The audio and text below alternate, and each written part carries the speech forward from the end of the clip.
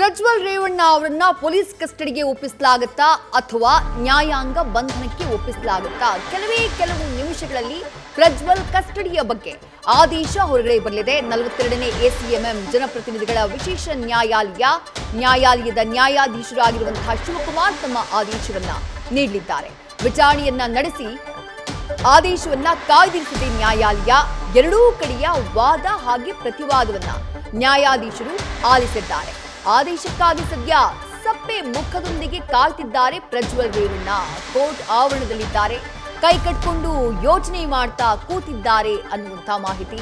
ಇನ್ನು ಇವತ್ತು ಕೋರ್ಟ್ನಲ್ಲಿ ವಾದ ಪ್ರತಿವಾದ ನಡೆಯುವಂತಹ ಸಂದರ್ಭದಲ್ಲೂ ಕೂಡ ಕೋರ್ಟ್ ಹಾಲ್ ಕಿಕ್ಕಿರಿದು ಸೇರಿತ್ತು ಅನ್ನುವಂತಹ ಮಾಹಿತಿ ಲಭ್ಯವಾಗಿತ್ತು. ಸಿಕ್ಕಾಪಟ್ಟೆ ಜನ ಸೇರ್ಬಿಟ್ಟಿದ್ರು, ವಕೀಲರು ಕೂಡ ಸಿಕ್ಕಾಪಟ್ಟೆ ಜನ ಸೇರ್ಬಿಟ್ಟಿದ್ರು ಅಂತ ಹೇಳಿ. ಆಮೇಲೆ ವಾದ ಪ್ರತಿವಾದ ಮುಕ್ತಾಯ ಆಗಿ ಈಗ ಆದೇಶವನ್ನ ಕಾಯ್ದಿರಿಸಿದಂತಹ ನಂತರದಲ್ಲಿಯೂ ಕೂಡ ಪ್ರಜ್ವಲ್ ರೇವಣ್ಣ ಅವರನ್ನ ನೋಡೋದಕ್ಕೆ ನೂಕು ನುಗ್ಲಂತೆ. ಅಂದ್ರೆ ಜನಪ್ರತಿನಿಧಿ, ಸೆಲೆಬ್ರಿಟಿ ಅನ್ನುವಂತಹ ಕಾರಣಕ್ಕಾಗಿ ಅಲ್ಲ, ಈಗ ಇಡೀ ರಾಜ್ಯ, ಇಡೀ ದೇಶದ ಗಮನ ಅತ್ಯಾಚಾರ ಪ್ರಕರಣದ ಆರೋಪಿಯಾಗಿರುವಂತಹ ಪ್ರಜ್ವಲ್ ರೇವಣ್ಣ ಅವರ ಮೇಲ್ನಿಟ್ಟಿದೆ. 1 ತಿಂಗಳ ಬಳಿಕ ವಿದೇಶದಿಂದ ವಾಪಸ್ಸಾಗಿರೋದು ಪ್ರಜ್ವಲ್ ರೇವಣ್ಣ. ಹೀಗಾಗಿ ಕೋರ್ಟ್ನಲ್ಲೂ ಕೂಡ ಅವರನ್ನ ನೋಡೋದಕ್ಕೆ ಬಹಳ ಕುತೂಹಲದಿಂದ ನೂಕು ನುಗ್ಗಲಾಗ್ತಾ ಇತ್ತು. ಆ ಸಂದರ್ಭದಲ್ಲಿ ಎಸ್ಐಟಿ ಅಧಿಕಾರಿಗಳು ಜನರ ಬಳಿ, ವಕೀಲರ ಬಳಿ ಮನವಿಯನ್ನ ಮಾಡ್ಕೊಳ್ತಾರೆ. ಆರೋಪಿಗೆ ನಾವು ರಕ್ಷಣೆ ನೀಡಬೇಕಾಗಿರೋದ್ರಿಂದ ಸ್ವಲ್ಪ ಸ್ಪೇಸ್ ಕೊಡಿ, ಹಾಗೆ ನುಗ್ಗೋದಕ್ಕೆ ಬರಬೇಡಿ ಅಂತ ಹೇಳಿ ಈಗ ಕೋರ್ಟ್ ಹಾಲ್ ಬಳಿಯೇ ಪ್ರಜ್ವಲ್ ರೇವಣ್ಣ ಕಾಯ್ತಾ ಕೂತಿದ್ದಾರೆ. ಸಪ್ಪೆ ಮುಖ ಮಾಡ್ಕೊಂಡು ಕಾಯ್ತಾ ಕೂತಿದ್ದಾರೆ ಎನ್ನುವಂತಹ ಮಾಹಿತಿ. ನ್ಯಾಯಾಧೀಶರ ಆದೇಶಕ್ಕಾಗಿ ಈಗ ಪ್ರಜ್ವಲ್ ರೇವಣ್ಣ ವೇಟ್ ಮಾಡ್ತಿದ್ದಾರೆ. ಈ ಆದೇಶದಿಂದ ದೊಡ್ಡ ರಿಲೀಫ್ ಏನಾದ್ರೂ ಸಿಗುತ್ತಾ? ಖಂಡಿತವಾಗ್ಲೂ ಇಲ್ಲ. ಹೊರಗಡೆ ಏನಾದ್ರೂ ಬರ್ತಾರಾ? ಚಾನ್ಸೇ ಇಲ್ಲ. ಅರೆಸ್ಟ್ ಆಗಿದ್ದಾರೆ, ವಿಚಾರಣೆಯನ್ನ ಎದುರಿಸಲೇಬೇಕು. ಬಟ್ ಎಸ್ಐಟಿ ಕಸ್ಟಡಿಗೆ ಹೋಗ್ತಾರಾ ಅಥವಾ ನ್ಯಾಯಾಂಗ ಬಂಧನದಲ್ಲಿ ಅವರನ್ನ ಇರಿಸಲಾಗುತ್ತಾ ಅನ್ನುವಂಥದ್ದು ಸದ್ಯಕ್ಕಿರುವಂತಹ ಕುತೂಹಲ. 14 ದಿನಗಳ ಕಾಲ ನಮ್ಮ ಕಸ್ಟಡಿಗೆ ನೀಡಿ ಅಂತ ಹೇಳಿ ಕೇಳ್ಕೊಂಡಿದ್ದಾರೆ ಎಸ್ಐಟಿಯ ಅಧಿಕಾರಿಗಳು. ಅವರನ್ನ ತೀವ್ರ ವಿಚಾರಣೆಗೆ ಒಳಪಡಿಸೋದಿದೆ. ಆ ಮದರ್ ಡಿವೈಸ್, ರೆಕಾರ್ಡ್ ಮಾಡಿದಂತಹ ಡಿವೈಸ್, ಅದನ್ನ ಕೂಡ ಪರಿಶೀಲನೆ ಮಾಡುವಂತಹ ಕೆಲಸವನ್ನ ಈಗ ಮಾಡಬೇಕಾಗಿದೆ. ಅದನ್ನ ಫೈಂಡ್ ಔಟ್ ಮಾಡಬೇಕು. ಹಾಗಾಗಿ ತೀವ್ರವಾಗಿ ತನಿಖೆಗೆ ಒಳಪಡಿಸಬೇಕಾಗಿದೆ ಆರೋಪಿಯನ್ನ. ಆರೋಪಿಯ ವಿರುದ್ಧ ಬಹಳಷ್ಟು ಗಂಭೀರವಾದಂತಹ ಆರೋಪಗಳಿದ್ದಾವೆ. ಹಾಗಾಗಿ ಅವರನ್ನ 14 ದಿನಗಳ ಕಾಲ ಕಸ್ಟಡಿಗೆ ನೀಡಬೇಕು ಅನ್ನುವಂತ ಮನವಿಯನ್ನ ಮಾಡ್ಕೊಳ್ತಾರೆ ಎಸ್ಐಟಿ ಪರ ವಕೀಲರು. ಆದರೆ ಇದಕ್ಕೆ ಆಕ್ಷೇಪವನ್ನ ವ್ಯಕ್ತಪಡಿಸ್ತಾರೆ ಪ್ರಜ್ವಲ್ ರೇವಣ್ಣ ಪರ ವಕೀಲರಾದಂಥ ಅರುಣ್ ಅವರು. ಪ್ರಜ್ವಲ್ ರೇವಣ್ಣ ಅವರನ್ನ ಈಗ ಅರೆಸ್ಟ್ ಮಾಡಿರೋದು ಯಾಕೆ? ಅವರು 41A ಅಡಿ ನೋಟಿಸ್ ಅನ್ನ ಕೊಟ್ಟಂತಹ ಸಂದರ್ಭದಲ್ಲಿ ವಿಚಾರಣೆಗೆ ಹಾಜರಾಗಿಲ್ಲ ಅನ್ನುವಂತಹ ಕಾರಣಕ್ಕೆ, ಆ ಕಾರಣಕ್ಕಾಗಿನೇ ಅರೆಸ್ಟ್ ವಾರೆಂಟ್ ಅನ್ನ ಕೂಡ ಹೊರಡಿಸಿದ್ರು.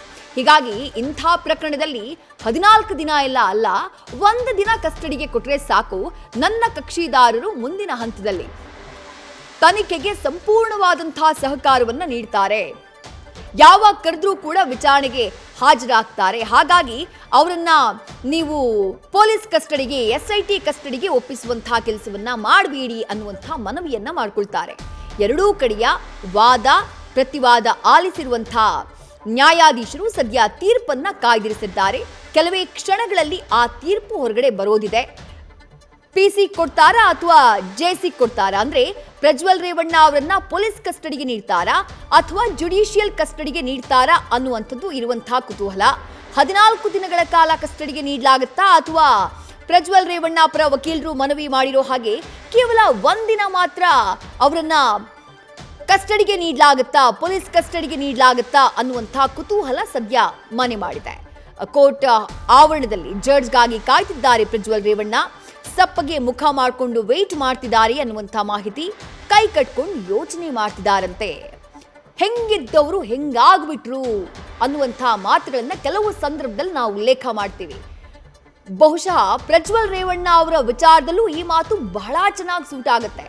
ಕೇವಲ 1 ತಿಂಗಳ ಹಿಂದೆ ಹಾಸನ ಲೋಕಸಭಾ ಕ್ಷೇತ್ರದ ಮೈತ್ರಿ ಅಭ್ಯರ್ಥಿಯಾಗಿ ಲೋಕಸಭಾ ಚುನಾವಣೆಯ ಅಖಾಡದಲ್ಲಿ ಪ್ರಜ್ವಲ್ ರೇವಣ್ಣ ಅಬ್ಬರಿಸಿತ್ತು. ಅವರ ಅಬ್ಬರದ ರೋಷಾವೇಶದ ಭಾಷಣಗಳನ್ನ ಜನ ನೋಡಿದ್ರು. ಹಾಸನದಲ್ಲಿ ದೊಡ್ಡ ಮಟ್ಟದಲ್ಲಿ ಅವರು ಬೆಳೀತಾರೆ ಅನ್ನುವಂಥ ಒಂದು ನಿರೀಕ್ಷೆ ಇತ್ತು.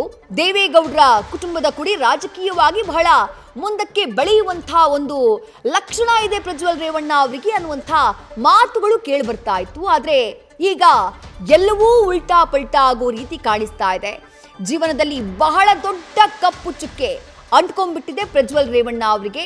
ಅತ್ಯಾಚಾರದ ಆರೋಪ, 3 ಅತ್ಯಾಚಾರದ ಆರೋಪ, 1 ಲೈಂಗಿಕ ಕಿರುಕುಳದ ಆರೋಪ. ಈ ಸೆಕ್ಷನ್ಗಳ ಅಡಿಯಲ್ಲಿ ಅವರ ವಿರುದ್ಧ ದೂರು ದಾಖಲಾಗಿದೆ. ಪ್ರಕರಣಕ್ಕೆ ಸಂಬಂಧಪಟ್ಟ ಹಾಗೆ ಆಲ್ರೆಡಿ ಅರೆಸ್ಟ್ ಕೂಡ ಆಗಿದ್ದಾರೆ.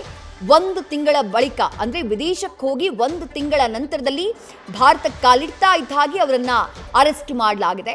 ಅವರನ್ನ ವಿಚಾರಣೆಗೆ ಒಳಪಡಿಸುವಂತಹ ಸಾಧ್ಯತೆ ಇದೆ. ಅವರನ್ನ ಪೊಲೀಸ್ ಕಸ್ಟಡಿಗೆ ಕೊಟ್ಟಂತಹ ಸಂದರ್ಭದಲ್ಲಿ ನಿನ್ನೆ ಅವರನ್ನ ಮಧ್ಯರಾತ್ರಿ 12:40 ಸುಮಾರಿಗೆ ಅವರು ಬಂದಿಳಿದಿದ್ದು 1-1:30 ಸುಮಾರಿಗೆ ಅವರನ್ನ ಅರೆಸ್ಟ್ ಮಾಡಲಾಗುತ್ತೆ. ಅದಾದ ನಂತರ SIT ಕಚೇರಿ ಕರ್ಕೊಂಡು ಬರಲಾಗುತ್ತೆ. ಇವತ್ತು ಬೆಳಗ್ಗಿನಿಂದಾನೂ ಕೂಡ ಅವರಿಂದ ಪ್ರಕರಣಕ್ಕೆ ಸಂಬಂಧಪಟ್ಟ ಹಾಗೆ ಹೇಳಿಕೆಯನ್ನ ಪಡೆಯುವಂತಹ ಕೆಲಸವನ್ನ SIT ಅಧಿಕಾರಿಗಳ ತಂಡ ಮಾಡಿದೆ. ಇನ್ನೂ ಕೂಡ ಪ್ರಕರಣಕ್ಕೆ ಸಂಬಂಧಪಟ್ಟ ಹಾಗೆ ಬಹಳ ಕೂಲಂಕುಷವಾದಂತಹ ತನಿಖೆ ಆಗಬೇಕು. ಹಲವು ವಿಚಾರಗಳನ್ನ SIT ಪರ ವಕೀಲರು ಪ್ರಸ್ತಾಪ ಮಾಡಿದ್ದನ್ನ ನೀವು ಗಮನಿಸಿದ್ರಿ. ಇನ್ನು ಹಲವು ಸಾಕ್ಷಿಗಳನ್ನ ಕಲೆ ಹಾಕುವಂತಹ ಕೆಲಸಗಳಾಗಬೇಕಾಗಿದೆ. ಹಾಗಾಗಿ ಅವರನ್ನ ಕಸ್ಟಡಿಗೆ ನೀಡಬೇಕು, 14 ದಿನಗಳ ಕಾಲ ಕಸ್ಟಡಿಗೆ ನೀಡಬೇಕು ಅನ್ನುವಂತಹ ಮನವಿಯನ್ನ ಮಾಡಿಕೊಂಡಿದ್ದಾರೆ SIT ಪರ ವಕೀಲರು.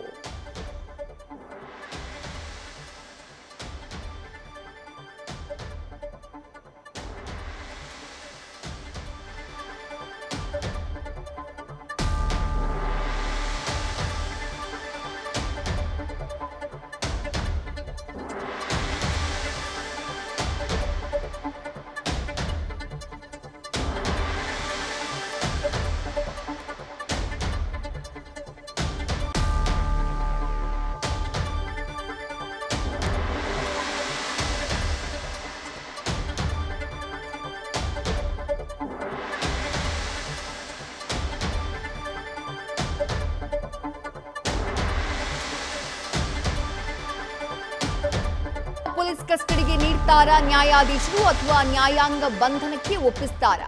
ಸದ್ಯ ಕುತೂಹಲದ ಘಟ್ಟದಲ್ಲಿ ಎಲ್ಲರೂ ಕೂಡ ಕಾಯ್ತಿದ್ದಾರೆ. ನ್ಯಾಯಾಧೀಶರು ಕೋರ್ಟ್ ಹಾಲ್ಗೆ ಆಗಮಿಸಬೇಕು, ತಮ್ಮ ಆದೇಶ ಏನಿದೆ ಅದನ್ನ ಅವರು ತಿಳಿಸಬೇಕು. ಪ್ರಜ್ವಲ್ ರೇವಣ್ಣ ಅವರು ಕೂಡ ಬಹಳ ಸಪ್ಪೆ ಮುಖ ಹಾಕೊಂಡು ಕೋರ್ಟ್ ಹಾಲ್ ಬಳಿ ವೇಟ್ ಮಾಡ್ತಿದ್ದಾರೆ ನ್ಯಾಯಾಧೀಶರಿಗಾಗಿ. ಇನ್ನು ವಾದ ಪ್ರತಿವಾದ ಆಗುವಂತಹ ಸಂದರ್ಭದಲ್ಲಿ ಈ ಪ್ರಕರಣಕ್ಕೆ ಸಂಬಂಧಪಟ್ಟ ಹಾಗೆ ಪ್ರಜ್ವಲ್ ರೇವಣ್ಣ ಅವರ ಪರ ವಕೀಲರಾಗಿರುವಂತಹ ಅರುಣ್ ಮಹತ್ವದ ಅವರು ಬಹಳ ಇಂಪಾರ್ಟೆಂಟ್ ಆಗಿ ಉಲ್ಲೇಖ ಮಾಡಿದಂತಹ ಒಂದು ವಿಚಾರ ಅಂದ್ರೆ ಕಂಪ್ಲೇಂಟ್ ದಾಖಲಾದಂತಹ ರೀತಿಯ ಬಗ್ಗೆ ಅವರು ಪ್ರಶ್ನೆಯನ್ನ ಮಾಡ್ತಾರೆ. ಕಂಪ್ಲೇಂಟ್ ದಾಖಲಾಗಿದ್ದು ಹೊಳೆನರಸೀಪುರ ಟೌನ್ ಠಾಣೆಯಲ್ಲಿ ಏಪ್ರಿಲ್ 28ನೇ ತಾರೀಕು. ಬಟ್ ಯಾವುದೇ ಒಂದು ಮಾಹಿತಿಯನ್ನ ಕೊಡೋದಕ್ಕೆ 2 ಫಾರ್ಮ್ಯಾಟ್ ಇದೆ. ಒಂದು ಓರಲ್ ಫಾರ್ಮ್ಯಾಟ್, ಮತ್ತೊಂದು ರಿಟನ್ ಫಾರ್ಮ್ಯಾಟ್. ಓರಲ್ ಫಾರ್ಮ್ಯಾಟ್ ಅಂದರೆ ಮೌಖಿಕವಾಗಿ ಮಾಹಿತಿಯನ್ನ ಪಡ್ಕೊಳ್ಳೋದು. ಇನ್ನು ರಿಟನ್ ಫಾರ್ಮ್ಯಾಟ್ ಅಂದ್ರೆ ಬರವಣಿಗೆಯ ಮೂಲಕ ದೂರನ್ನ ನೀಡೋದು.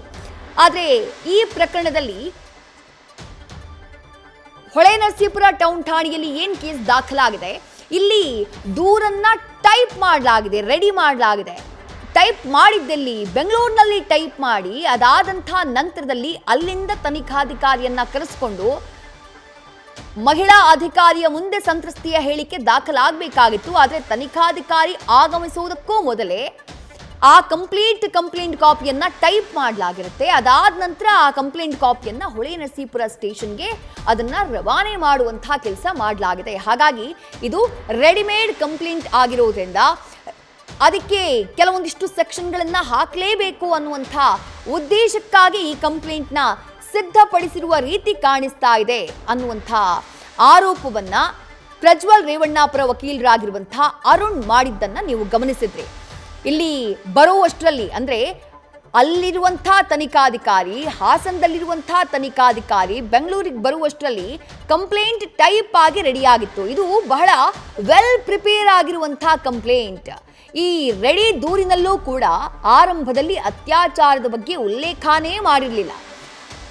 ಮಹಿಳಾ ಅಧಿಕಾರಿಯನ್ನ ಇಟ್ಕೊಂಡು ಸ್ಟೇಟ್ಮೆಂಟ್ ಅನ್ನ ಪಡ್ಕೊಳ್ಬೇಕಾಗಿತ್ತು, ಅದನ್ನ ಕೂಡ ಮಾಡಿಲ್ಲ ಅಂತ ಹೇಳಿ ತಮ್ಮ ವಾದವನ್ನ ಮಂಡನೆ ಮಾಡಿದ್ರು HD ರೇವಣ್ಣ ಅವರ ಪುತ್ರ ಪ್ರಜ್ವಲ್ ರೇವಣ್ಣ ಅವರ ಪರ ವಕೀಲರಾಗಿರುವಂತಹ ಅರುಣ್ ಅವರು. ಆ ವಾದ ಪ್ರತಿವಾದವನ್ನ ಆಲಿಸಿದಂತಹ ನ್ಯಾಯಾಧೀಶರು ತೀರ್ಪನ್ನ ಕಾಯ್ದಿರಿಸಿದ್ದಾರೆ. ಕೆಲವೇ ಕ್ಷಣಗಳಲ್ಲಿ ಈ ವಿಚಾರಕ್ಕೆ ಸಂಬಂಧಪಟ್ಟ ಹಾಗೆ ಪ್ರಜ್ವಲ್ ರೇವಣ್ಣ ಅವರ ಕಸ್ಟಡಿಗೆ ಸಂಬಂಧಪಟ್ಟ ಹಾಗೆ ಕೋರ್ಟ್ ತನ್ನ ಆದೇಶವನ್ನ ಹೊರಡಿಸೋದಿದೆ. ಈ ಆದೇಶವನ್ನ ಕಾಯ್ದಿರಿಸಿದಂತಹ ಸಂದರ್ಭದಲ್ಲೂ ಕೂಡ ಒಂದು ಮನವಿಯನ್ನ ಮಾಡ್ಕೊಳ್ತಾರೆ ಪ್ರಜ್ವಲ್ ರೇವಣ್ಣಪುರ ವಕೀಲರು. ಅದೇನು ಅಂತಂದ್ರೆ, ಕಸ್ಟಡಿಯಲ್ಲಿ ಇರುವಂತಹ ಸಂದರ್ಭದಲ್ಲಿ ಪ್ರಜ್ವಲ್ ರೇವಣ್ಣ ಅವರಿಗೆ ಮನೆಯ ಊಟ ನೀಡುವುದಕ್ಕೆ ಅವಕಾಶವನ್ನ ಕೊಡಬೇಕು ಅಂತ ಹೇಳಿ ಮನವಿಯನ್ನ ಮಾಡ್ಕೊಳ್ತಾರೆ ಪ್ರಜ್ವಲ್ ರೇವಣ್ಣಪುರ ವಕೀಲರಾಗಿರುವಂತಹ ಅರುಣ್. ಅದಕ್ಕೆ SIT ಅವರು ಇಲ್ಲ ಬೇಡ, ನಾವೇ ಊಟವನ್ನ ಕೊಡ್ತೀವಲ್ಲ, ಇನ್ನು ಮನೆಯ ಊಟ ಯಾವ ಕಾರಣಕ್ಕೆ ಅಂತ ಹೇಳಿ ಪ್ರಶ್ನೆ ಮಾಡ್ತಾರೆ.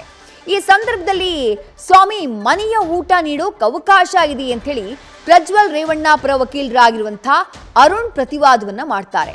ಈ ವಿಚಾರಕ್ಕೆ ಸಂಬಂಧಪಟ್ಟ ಹಾಗೆ ತೀರ್ಮಾನ ಮಾಡ್ತೀವಿ ಅಂತ ಹೇಳುತ್ತೆ ಶಿವಕುಮಾರ್ ಅವರು ಇರುವಂತಹ ನ್ಯಾಯಪೀಠ. 42ನೇ ACMM ಜನಪ್ರತಿನಿಧಿಗಳ ವಿಶೇಷ ನ್ಯಾಯಾಲಯದ ನ್ಯಾಯಾಧೀಶರಾಗಿರುವಂತಹ ಶಿವಕುಮಾರ್ ಅವರು ಮನೆಯ ಊಟದ ವಿಚಾರಕ್ಕೆ ಸಂಬಂಧಪಟ್ಟ ಹಾಗೆ ಏನು ಮನವಿಯನ್ನ ಮಾಡಿಕೊಳ್ಳಲಾಗಿದೆ, ಅದಕ್ಕೆ ಸಂಬಂಧಪಟ್ಟ ಹಾಗೆ ತೀರ್ಮಾನ ಮಾಡ್ತೀವಿ ಅನ್ನುವಂಥ ಮಾತನ್ನ ಹೇಳಿದ್ದಾರೆ.